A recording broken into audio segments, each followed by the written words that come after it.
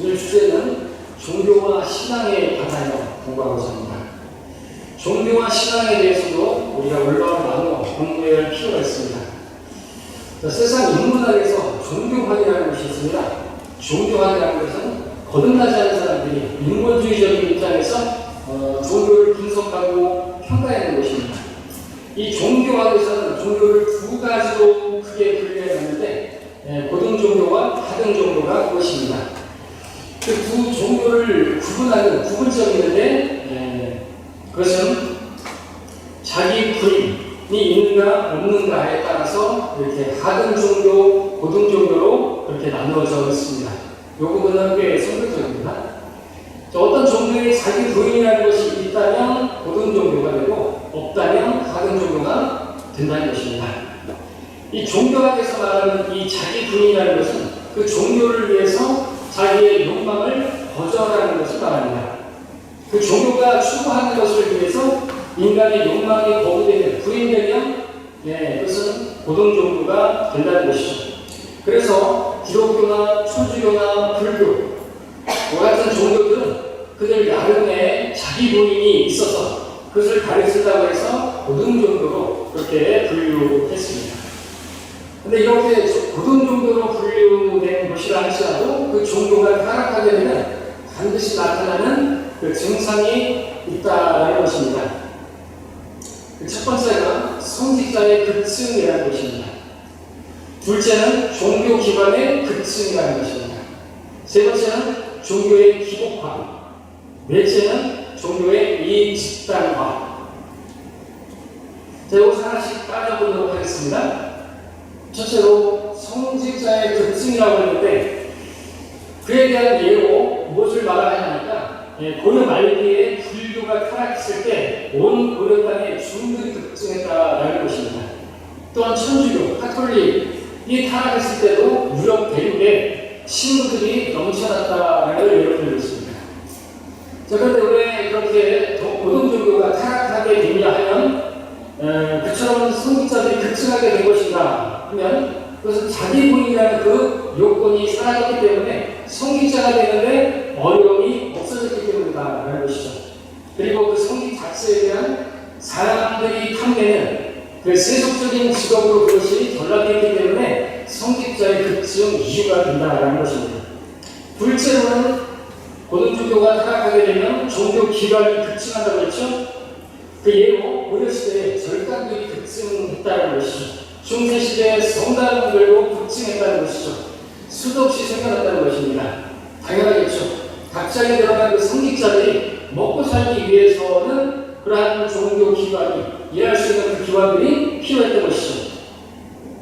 그리고 셋째는 그 고등 종교가 타락했을 때 현상, 그 종교의 기복화라고 했습니다. 원래 고등 종교라는 그것이 어떤 종교이든 절대자 앞에서 그것이 어떤 신이든 인간이 변화되어져 가는 것인데 반면에 하등 종교는 인간이 자기의 목적을 성취하기 위해서 자기의 정성으로 신을 움직이고 신을 바꿔버리는 그런 종교인 것이죠.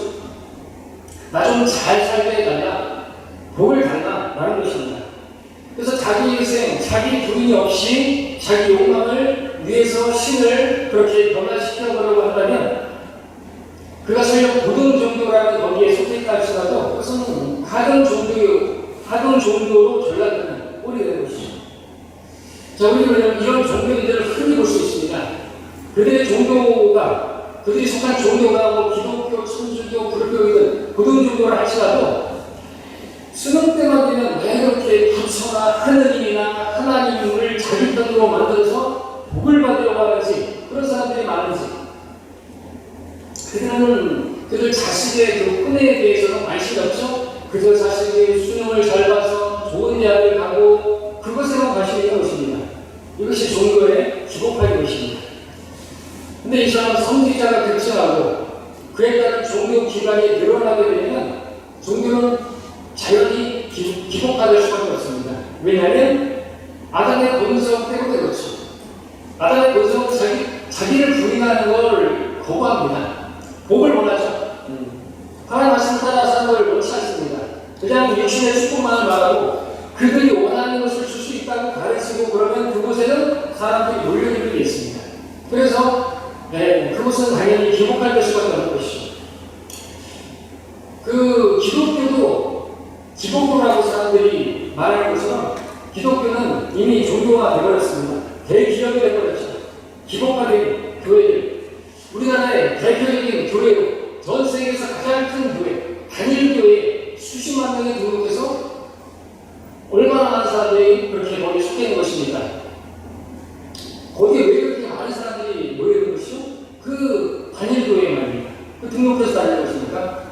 거기는 소위 삼중축복이라는 것이 있어요. 영혼이 잘 되고, 검사가 잘 되고, 강건하게 되고, 삼박자 축복이 그렇게 되기를 원하는 사람들의 그 욕망을 실현시켜준다고 하니까 거기에 좀 표현이 뭐하지만 부대께서 몰려드는 거 아닙니까? 자, 고등 종교가 타락하게 되면 나타나는 마지막 현상은 해당 종교의 이익 집단화 현상이라고 했죠. 자신의 종교를 지키기 위해서는 정의 같은 것은 필요 없습니다. 오히려 부도덕한 모습까지도 보인다는 것이죠. 질서 없이. 자, 이와 같은 고등 종교의 네 가지 타락 현상을 오늘 개교한 한국 기독교계에 한번 대입해 보도록 하겠습니다. 첫째로, 고등 종교가 타락하게 되면 성직자가 급증한다고 했는데, 현재 우리나라 국내 각종 신학교의 신학생 총수가 대한민국을 제외한 세계 모든 나라의 신학생 수보다 더 많다는 통계 자료가 있습니다. 대단한 나라죠. 거기다가 또 신천지, 거기는 그 신학 수료생들이 얼마나 많았어요? 더 많았습니다. 네, 또 하나님의 교회, 거기에 또 등록해 있는 사람들, 또 공부한다고 하는 그런 신학생들 다 따지면 전 세계보다 많은 것이죠. 전 세계 다 합쳐도 우리나라 이지 못한다는 거예요. 그렇게 소위 성직자가 되려고 하는 예비생들이 그렇게 많고 그들이 나와서 다 뭐하는 것입니까? 네, 상가 건물 하나에 교회가 3개 있는 것도 있어요. 그리고 종교기관의 급증도 이 부분도 한국교회에 한번 비춰보십시오. 한국교회 수가 얼마나 됩니까? 5만이니 6만이니 그렇게 하고 있습니다. 근데 그렇게 많아지게 된 그 교회가 많아지는 게 좋은 겁니까? 그건 분열이 없습니다. 그 화가 얼마나 많은 것입니까? 나름대로 자기들은 그 분열이 아니라 성결이라고 말하면서 이야기하겠지만 더 나은 신앙, 더 나은 성결, 더 나은 성결을 위해서 분리를 하겠지만 사실 많은 경우에 많은 성직자가 많아지면서 자기 밥벌을 챙기기 위해서 그렇게 찢어지게 됐던 것이죠. 교회를 그렇게 만들어서 분열하게 된 것입니다. 성경 승리에 대해서 나아가는, 그래서 교회를 한다고 하는 사람들도 보십시오. 계속해서 또 만들어지죠. 또 찢어지죠. 타락한 그 하는 종교 같은 모습이 그대로 나타나는 것이죠. 잠언 18장 1절에서 말씀하고 있죠. 욕망으로 말미암아 스스로 분리된 사람은 모든 지혜를 찾아 혼잡게 됩니다. 욕망 때문에, 자기들이 어떤 욕심 때문에 그렇게 스스로 분리된 사람들입니다. 그래서 모든 지혜를 찾아 혼란케 되고 이 성경 들었다가 저 성경 들었다가 여기 갔다가 저기 갔다가 계속해서 이 번역이 낫네, 저 번역이 낫네, 네? 어디 갔다가 정동수한테 갔다가 윤경환한테 갔다가 나중에 표준력 나오다가 이제 나중에 스테이표준력 나오고, 네? 또 그러면 또 글로 가게 될 것입니다. 자, 셋째는 종교의 기복화라고 했는데, 지난 수십 년 동안 한국 교회는요, 전 국민의 4분의 1이 기독교인이라고 자랑하고 있었습니다. 근데 우리 사회의 그 범죄와 악은 그 정도가 날로 더 심각해져가고 있는 것을 보고 있습니다. 세상의 빛과 소금으로 그렇게 부름받은 그 성도들이, 정말 그들이 참된 신앙으로 그렇게 신앙생활을 했다고 한다면 이 사회가 그나마 좀 덜 악해지고 그랬을 텐데, 이 악함은 점점 더 소돔과 고모라와 같이 일어나고 있는 것이죠. 그리고 넷째, 오늘 한국 교회는 철저하게 이익 집단화가 되고 있습니다. 이익 집단화. 그 이익으로 교회들끼리 싸우다가도 정부에서 교회에 재산세를 부과한다거나 목사들에게 소득세를 부과한다거나 한다면 일치 단결해서 반대 성명을 했죠. 예. 막 싸우다가 싸우는데 아주 일각에 있어서 엄청 싸우기만 하죠. 그래서 그런 농담이 있잖아요. 지하철에서 그러니까 어떤 사람들이 싸우는 거 이 사람들은 여기가 교회인 줄 알고 여기서 싸워. 교회 가서 싸워. 라고 말하는 거죠. 이익 집단. 우리나라 대형교회 목사들. 그 연봉이 엄청납니다. 예. 정말 종교라는 단체 뒤에 숨어서 기득권을 지키고자 하는 그 모습은 여느 사회의 어떤 이익 단체 그런 집단과 가지 않는 모습을 보내는 것이죠. 여러분들 대형교회 목사 연봉은 수십억에다가 퇴직금도 수십억 합니다. 김상환 목사 퇴직금 거의 30억에 가까웠어요.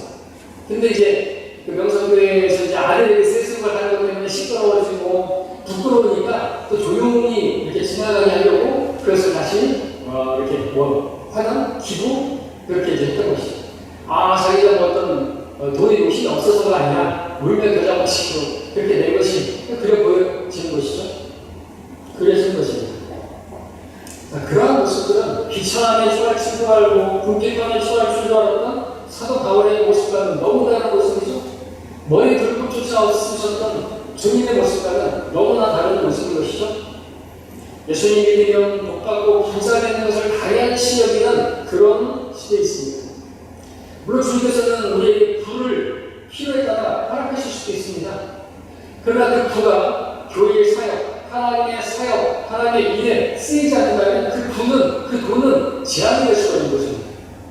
때문에 사도 요한이 가이오에게 축복하면서 가장 먼저 내 혼이 잘될 같이라는 그 조건을 제시했던 것이죠. 혼이 잘 되지 않고 물질의 필요가 생기게 되면요, 등 따스고 배부르게 되면요, 사람의 제국이 되는 것입니다. 그런데 가이오가 어떻게 했어요? 오가는 모든 나그네들, 그 복음 전도자들을 주님의 일꾼들에게 숙식을 제공하고, 그랬던 것이죠. 때문에 사도 요한이 네가 그 일을 계속해야 되기 때문에 네가 번성하고 강건하기를 바란다고 개인적으로 그렇게 기도한다고 했던 것이지. 예수님들은 다 그렇게 범사가 잘 되고 건강하게 되고 귀신 떠나가니까 건강하게 되는 거예요. 그게 아니라는 것이죠. 귀신은 성경에도 없고요. 그죠? 이방인들이 제사하는 것은 귀신들이 한 것이라 개혁성경에 되어 있지만 우리 성경은 마귀들이 한 것이라. 오늘 추석에도 얼마나 많은 사람들이 마귀에게 그렇게 전한 것입니다. 속는 것이죠. 옛날에는 그 뼈에 혼백이 있어서 그 뼈를 그렇게 주시는 지금 다 부셨다고 했어요. 그래도 그 제도 뼈라고 말했잖아요. 얼마나 많은 사람이 속는 것입니까? 네.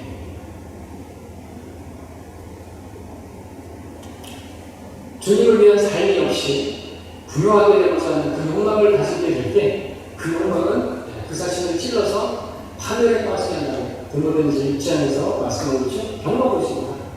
오늘날 세상이 교회를 걱정하고 있죠. 교회들마다 교회가 싸웠다고 그렇게 교회를 넘겨하는 교회들이 많은 시대를 살고 있습니다. 교회에서 월급 받는 목사가 신방을 하면서 교인들로부터 신방 사례를 받고 또 자기 성도들의 장례식을 집도하면서 또 장례 사례를 받는 나라가 한국교회입니다. 신앙이 종교가 되면서 눈이 멀어버리는 것이죠. 돈을 사랑하는 것이 악의 모든 일만 하겠군이라고 배웠었던 그렇게 말하면서 돈을 그렇게 좋아하는 것이죠. 우리가 목자하다고 하는 사람들이 돈 없어서 교회 못 간다고 말하죠. 그걸 한번 교회 좋았던 사람들이 그런 말 할 것입니다. 그렇게 하나님이 돈을 좋아하면 교회 다니려면 돈이 좀 있어야 된다. 돈이 있어야 교회도 다닌다. 그런 말을 할 것이죠. 자, 여러분, 종교학에서 말하는 고등 종교이든 하등 종교이든 종교는요, 반드시 부패하게 있습니다. 우리 성경에서 하나님을 믿는 그 참신함이 유대교로 바뀌면서 종교화된 것을 보게 된 것이죠. 사도행전 26장 5절을 함께 보겠습니다. 펼쳐져 있죠? 우리 함께 읽겠습니다. 시작. 그들이 처음부터 나를 안 이상 그들이 증가하고자 하며 내가 우리 종교의 가장 엄격한 파에 속하는 바리새인으로 살아왔다고 할 것이니이다. 갈라디아서 1장을 제가 읽겠습니다. 13절 14절에서도 바울은 간증합니다. 너희는 내가 유대교에 있었을 때에 내 행실을 들었거니와 나는 하나님의 교회를 몹시 박해하였으며 황폐시켰고 라고 말했습니다. 바울은 가장 엄격한 바리새파에 속했던 그러한 유대교 종교를 가지고 있었던 것입니다.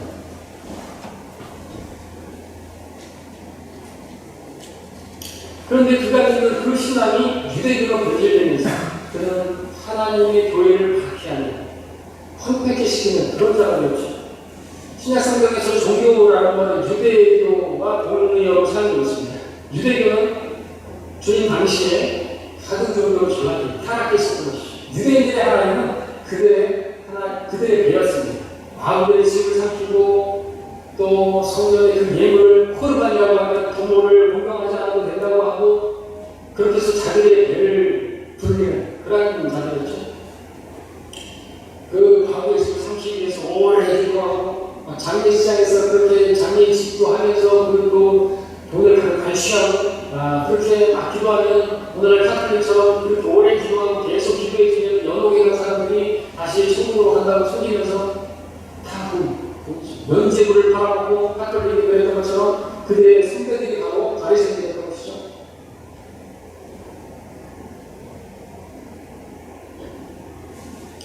그들이 유대인들이 예수님을 십자가에 못 박고자 했던 이유가 무엇입니까?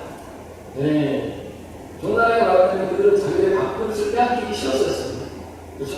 백성들이 다 예수님께 몰려가니까 그럼 자기들의 집이나 자기들의 어떤 그 직업이나 이런 걸 다 잃어버리게 되니까 밥 먹고 살기 힘드니까 자기들의 배가 하나이기 때문에 예수님을 십자가에 처형하려고 했던 것이죠. 그렇게 했던 것이죠.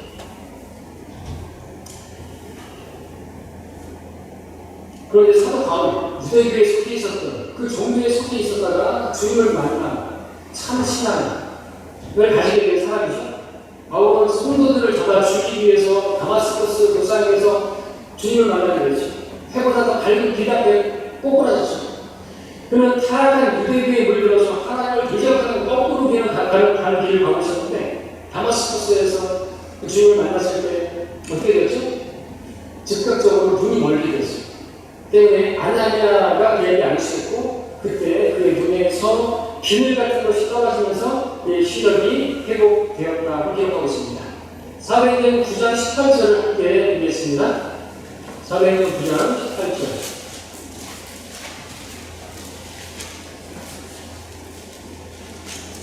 제가 읽겠습니다. 즉시 그의 눈에서 비늘 같은 것이 떨어지면서 곧 보게 된지라 그가 일어나서 침례를 받더라. 자, 바울.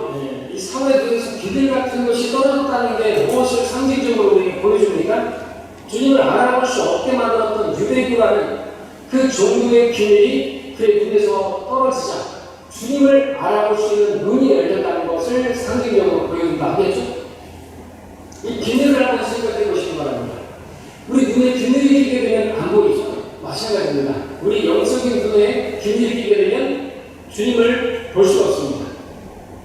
때문에 누가 참 신앙을 갖게 되면 눈에서 비늘 같은 것이 벗겨지면서 종교가 벗겨지면서 주님을 바로 볼 수 있게 되는 것이죠. 그리고 우리는 기독교인이라고 말하지 않지만 우리는 성동되어 있는 사람이고 우리는 그리스도인이라고 말하지만 기독교는 종교가 되어서 안 되고 신앙이 되어야 되죠. 하나님을 믿는 그 신앙이 어떻게 종교가 될 수 있습니까? 그런데 이 기독교가 얼마든지 종교가 될 수 있는 것이죠. 구약에서 하나님을 믿는 그 신앙이 유대교로 그렇게 변질되었던 것처럼 기독교도 얼마든지 기독교로 다른 종교로 세상에서 말하는 그런 종교로 전락하고 갈 수 있는 것입니다. 진짜 거듭난 성도들도 얼마든지 종교인처럼 그렇게 살아갈 수 있습니다. 신앙인이 아니라 종교인으로서 살아가는 것이죠. 얼마나 많은 사람들이 종교인들로 교회 다니는 것입니까? 그러므로 우리는 종교와 신앙을 구분할 줄 알아야 하는 것이죠. 무엇입니까? 종교는요, 내가 내 힘으로, 내 능력으로, 내 육신으로 하나님께 나아가고 하는 것이죠. 내가 하는 것들로 하나님 만족시켜보려고 하는 그것이 종교입니다. 카인의 제사입니다. 아벨의 제사가 아닙니다. 반면 신앙은 내 능력으로 안 되기 때문에 하나님께서 나에게 찾아온 것입니다. 우리 스스로 구원할 수 없잖아요. 하나님께서 그래서 찾아오신 걸 했습니다.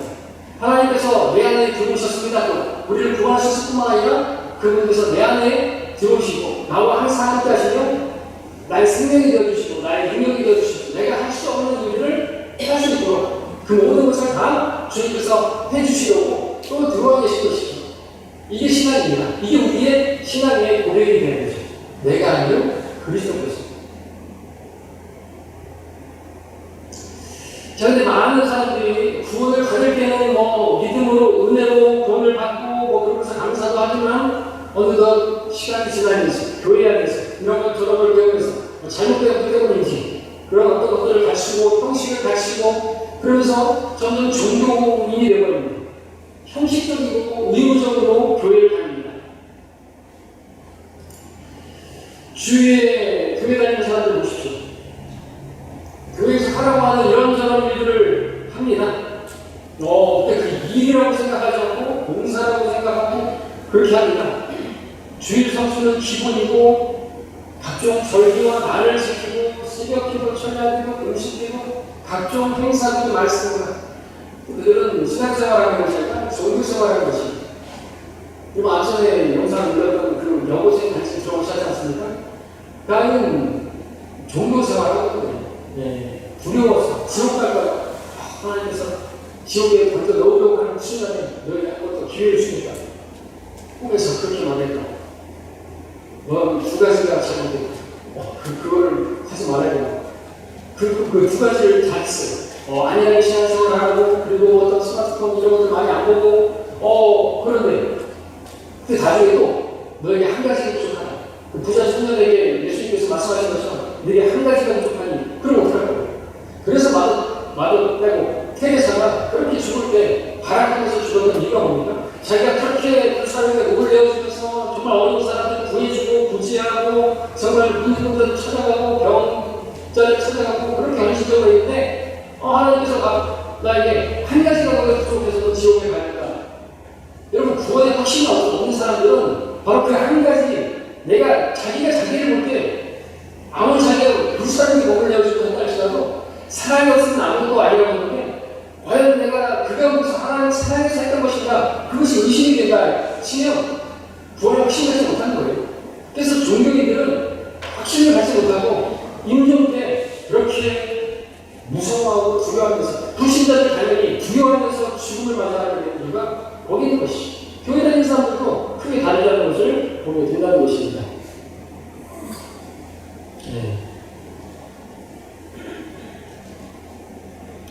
그리고 종교라는 단어의 뜻은 그 어머니 의무를 지다라는 그런 뜻을 가지고 있습니다.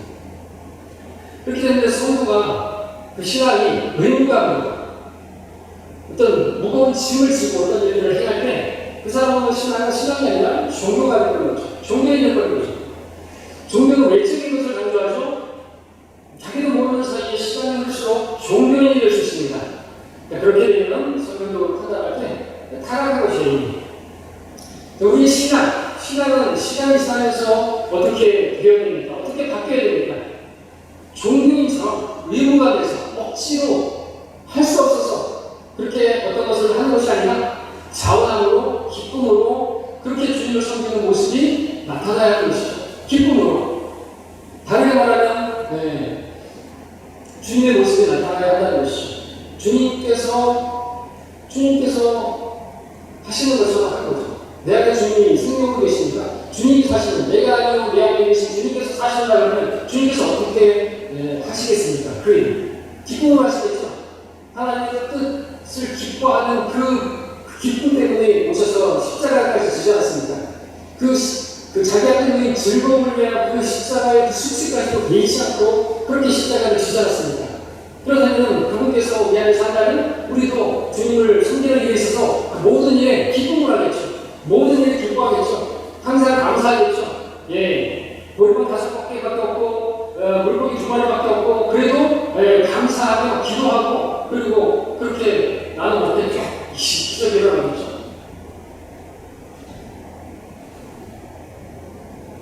주님께서 사신다고 한다면 실제로 주님께서 먼저 그렇게 자원하고 기쁨으로 그렇게 하나님의 사역을 이루셨지 않습니까? 또 주님의 모습이 나타나야 되는데 주님은 온유하시고 겸손하신 분이셨죠? 그것을 배우라고 하셨죠? 그렇다면 우리 신앙에서 이러한 주님의 모습이 겸손과 온유와 겸손이 나타나야겠죠. 근데 우리 주위의 종교인들 한번 보시기 바랍니다. 오랜 시간 동안 그 신앙생활을 했다고 하는 집사, 권사, 장로, 목사라고 하는 사람들을 보게 되면 어쩜 그렇게 교만하고 거만한지 모릅니다. 주님과 그렇게 오랫동안 함께 교제하고 그렇게 주님을 배웠고 신앙생활을 했다라고 하면 그만큼 더 겸손해지고 더 그만큼 온유해져야 되는데 오히려 더 교만해지고 높아지려고 하고 유명해지려고 하고 왜 그런 것이죠? 그들은 신앙을 가진 게 아니라 종교를 가지고 있었기 때문이다라고 생각할 수 있죠. 자, 우리의 신앙 성경적 신앙은 어떤 것입니까? 신앙은 뭡니까? 말씀드린 것처럼 내가 주님 위해서 무엇인가를 하는 게 아니라 이게 종교죠. 다 모든 종교들 보십시오. 다 자기가 뭘 하려고 하는 거예요. 그리고 거기 종교의 그 절대자라고 하는 신들이라고 하는 사람들은 다 이것을 해야 된다, 저것을 해야 된다 그렇게 지시하죠. 이 종교입니다. 내가 해서 신을 기쁘게 하면 신이 나에게 어떤 복을 줄 거라고 합니다. 그러나 신앙은 어떤 것입니까? 신앙은 내가 하는 게 아니라는 거죠. 우리의 참된 신앙 고백은 뭐가 되어야 되는 겁니까? 주님께서 내 안에 사셔서 나를 대신해서 모든 것을 하시는 분이시다. 사도 바울은 그 비밀이 먹혀진 다음에 자기와 함께 하시는 그 주님께서 자기를 대신해서 내가 하는 게 아니라 하나님께서 다 하신 것이다 라고 간증을 했습니다. 우리 사도행전 함께 보겠습니다. 15장 4절 보십시오.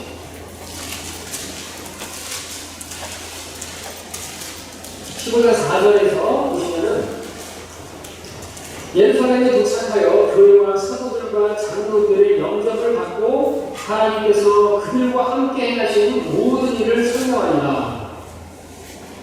여기 우리가 주목해 볼 부분은 하나님께서 행하신 모든 일이라는 것입니다. 하나님께서 다 하셨다는 말씀은 하나님이신 예수님께서 이렇게 말씀하셨습니다.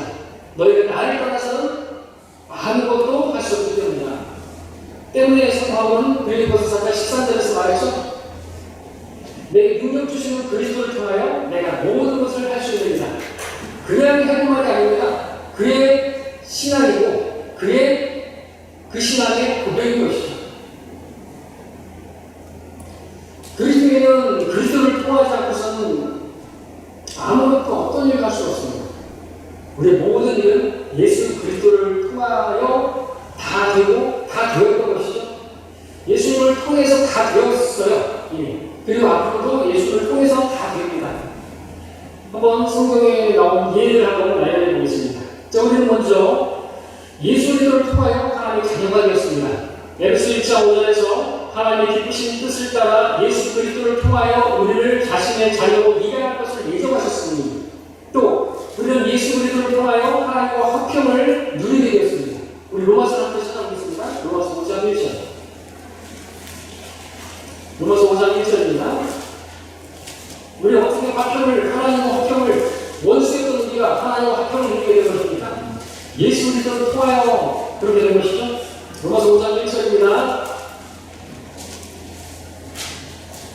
그러므로 우리가 믿음으로 그렇게 되었으니 우리 예수 그리스도를 통하여 하나님과 화평을 갖느니라.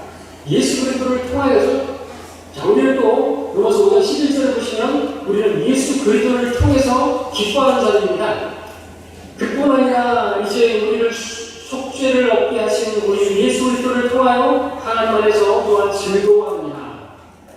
또 7장 25절 보십시오. 로마서 7장 25절에서 우리는 예수 그리스도를 통하여 감사합니다. 7장 25절에 예수 그리스도 우리 주를 통하여 하나님께 감사하노라. 자, 로마서 15장 7절 보겠습니다. 로마서 15장 17절 함께 읽겠습니다. 시작. 그러므로 내가 예수 그리스도를 일에 자랑할 것이 있느냐? 예, 예수 그리스도를 통하여 자랑합니다.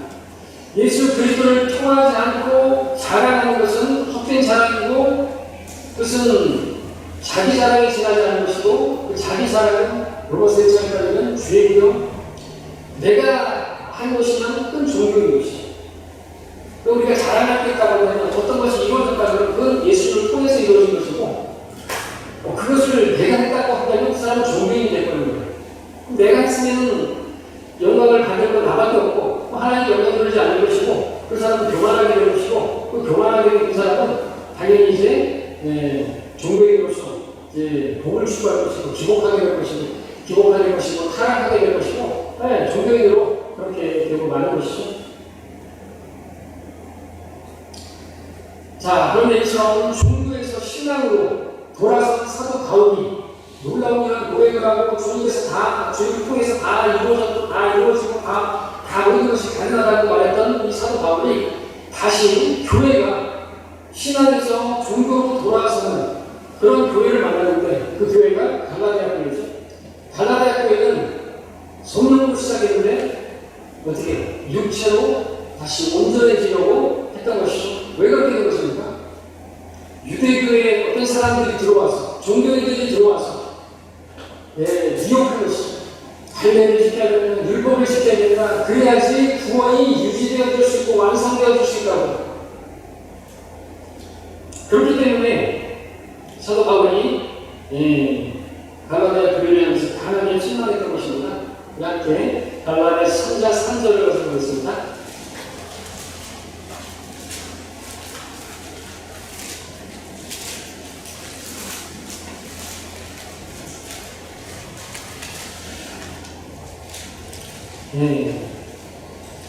어리석은 것이죠. 다시 종교로 돌아가는 것이 3장 3절 너희가 그렇게 어리석냐? 성령 안에서 시작할까봐 이제 육체로 온전해지려 하느냐? 우리 신앙도 이렇게 변질될 수가 있습니다. 내가 이제 성경대로 있는 사람이 되었으니까 내 이제 성경대로 정말 믿는 사람답게 이것도 하지 말고 저것도 하지 말고 내가 이것을 하고 저것을 하고 그런 식으로 내가 하려고 한다면 종교인이 되어버리는 것이죠. 그럼 무거운 짐을 지게 되는 것입니다. 때문에 갈라디아 교회를 향한 사도 바울은 자신의 그 신앙을 고백함으로써 그들의 신앙을 바로 잡고자 했던 것이죠. 그게 뭡니까? 갈라디아서 2장 20절이죠. 함께 보겠습니다. 이 갈라디아서 2장 20절 그리스도인의 헌정이라고 하죠. 신앙입니다. 그의 신앙이 우리의 신앙이 되어야 됩니다. 신앙 고백이죠. 함께 한 목소리를 읽겠습니다. 시작.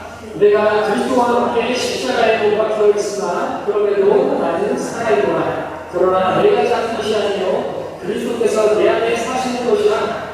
내가 이제 육신 안에서 사는 삶은 나를 사랑하시며 나를 위해 자신을 주신 하나님의 아들을 믿음으로 사는 것이다. 사도 바울이 종교화되는 갈라디아 교회에 제시한 것은 내 안에 사시는 그리스도, 나와 함께 하신 하나님, 임마누엘. 내가 어떤 일을 하고 안 하는 것보다 더 중요한 거, 우리가 바라봐야 할 것은 내 안에 주님이 사신다는 거죠. 내 안에 주님께서 거하신다라는 것이죠. 내 안에서 주님께서 거하시는데 그분이 살아계신 분이시고 그분께서 사셔야 우리가 하나님의 말씀을 지킬 수가 있는 것입니다. 내가 하나님의 말씀을 지키려고 하면 어떻게 지켜요? 못 지켜요? 그 지키다는 자체가 얼마나 무거운 짐을 지는 것입니다. 주님께서 하시면 주님께서 하시면 다 되죠. 주님의 머리를 얘기하면 주님께서 다 지시기 때문에 주님께서 모든 일을 다 하시기 때문에 우리는 말씀하신 것처럼 내 머리는 쉬고 가벼운다. 이 신앙생활을 쉬고 가벼워질 수 있는 것이죠. 이런 무거운 신앙생활을 하고 하면 종교인으로 있는 것이고 주님의 머리를 매지 않게 되는 것이죠. 갈라디아 교회에게 사도 바울이 산고를 치는 그런 심정으로 고통스러운 마음으로 또 전한 내용이 있으니 갈라디아서 4장 19절 이렇게 보겠습니다.